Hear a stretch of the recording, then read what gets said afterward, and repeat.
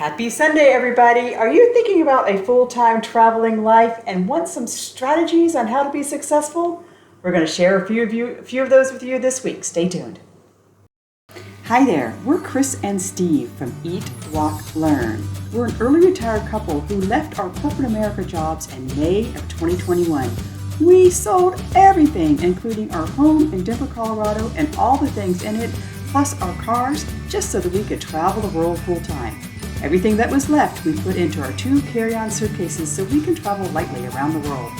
Would you please take a moment to subscribe and like? We share our tips from our Nomad life, take repositioning cruises to get from continent to continent, and we enjoy gorgeous hikes in beautiful places around the world. We also try to eat vegan as often as we can. We hope you'll enjoy reading one of our latest books, including 50 Hikes in 50 States, or our bestseller, 2 Carry-Ons and a Plan. You can pick them up on Amazon next time you're there. Please follow us on social so you can join us every Sunday at 5 p.m. Eastern. Thank you so much for sharing our adventure with us. Where are we? We are in Da Nang, Vietnam, enjoying the lovely weather here, and I'm so excited to be in Vietnam and to be sharing some strategies with you about how to be a successful full-time traveler. Yep. So why don't we kick it off? Right. So I think one of the first strategies about being a full-time traveler, now you may be thinking you're going to be a full-time traveler, or maybe you're about to launch, or these are dreams, or maybe you just want to do it part-time, or maybe you're just thinking about a gap year or just a longer period of time beyond a vacation. So that's what we're talking about here. Our lifestyle prior to us taking off in May of 2021, we kind of had your typical American, corporate America lifestyle, I guess.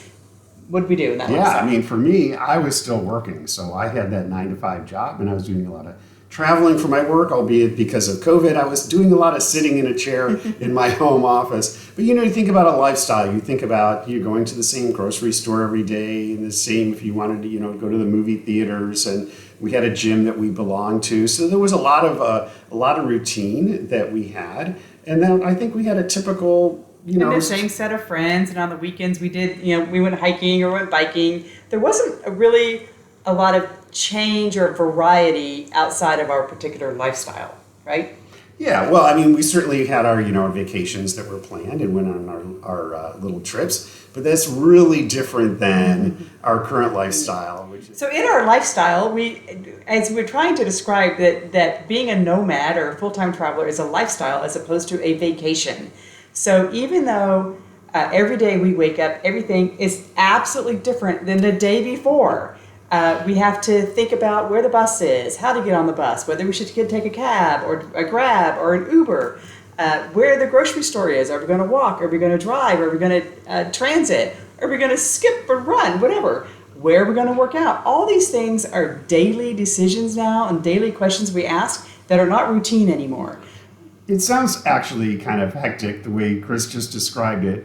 But the big idea here about the full-time travel lifestyle is that you can slow down. Right. You don't have to do everything in one day. Today we, worked out, we went for breakfast, we went to the pool, we're doing this video. We're not doing this vacation lifestyle where you have to see everything. Right, and we're sitting at a beautiful beach with a beautiful pool with wonderful food all around, and we're just we call this doing our life day. We're just doing our chores, essentially, and enjoying what's been offered up to us. So if you're on a vacation, you are trying to do everything very quickly. You're trying to squeeze everything in. You probably don't even really have a budget. You might have a vacation budget, but it's outside of your regular budget. So maybe you're spending a little bit more for dinner or a little bit more because you want to take a taxi rather than walk. You're probably spending a little bit more too. So in this nomad lifestyle, it is what you do every day. There's nothing special about it. It's just your daily life. So you have to live it accordingly. So the second strategy we want to talk about to be successful in a nomad life or a full-time traveling life or a more than 2-week traveling life is your health. When you're on vacation, you often kind of forget about your health, or you say, I'm going to gain 5 pounds and I'll lose 5 pounds later. You can't do that in nomad life. So what are some of the things we do for our health? Yes, I mean, some of the things that I know is important to us is to be able to have regular workouts. And again, this is something that we did before we left the United States is something that we want to continue to do. But oftentimes the hotel that you're in, if you're staying in a hotel, they don't have good exercise facilities, or there isn't one close by. So part of it is really finding out and discovering where are the ways that you can build this into a routine, into your lifestyle, and make health a real priority, and make things like working out, maybe go for a run, or maybe you're just going for walking every day. Or find yoga on YouTube, or Right. use the beach to do a little workout on. Somehow you've got to continue with the routine you had in your more traditional life regarding your health. You've got to continue that in your nomad life too. That also includes routinely understanding what the 911 phone number is in a country where you are, keeping up with your insurance payments. We have medical insurance. Here's a link up here for how we do medical insurance as nomads. Doing routine dental care, doing routine wellness care. We find doctors and dentists around the world, and we make our checkups, and we go get our prescriptions filled, just like we do it in our regular life, but now we have to do it country at a time. And it's part of our lifestyle. So, last week we were on an island off of the coast of Thailand.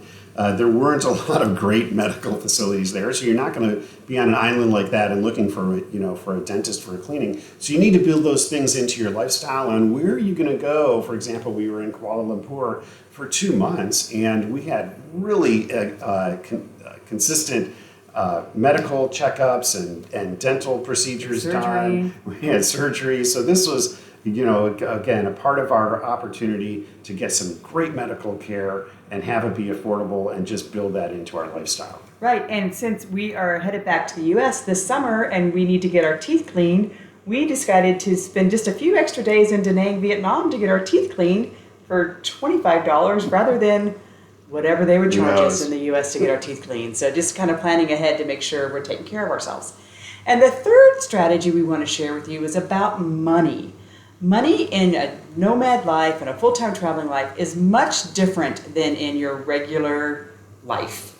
So, for example, for me, budgeting is really important. And it's not necessarily sticking with a very strict budget on how much we're going to spend, but just have an idea of where we're spending our money, what are the different categories, what are the different things that we're spending our money on, so that we can plan ahead, because we want to continue this lifestyle indefinitely. And one of the things that we hear from people all around the world are asking us questions like, what are you going to do this until you run out of money? And the answer is, well, yeah, because we're not going to run out of money, right? Because we're tracking our spending and we understand what our spending is. And again, back to this whole vacation philosophy is we're not on vacation, so we're not just like splurging and saying, hey, I'm on vacation, I don't care how much it costs. Well, it does matter, and we're taking the time to do our planning and understand what things cost and where we spend our money.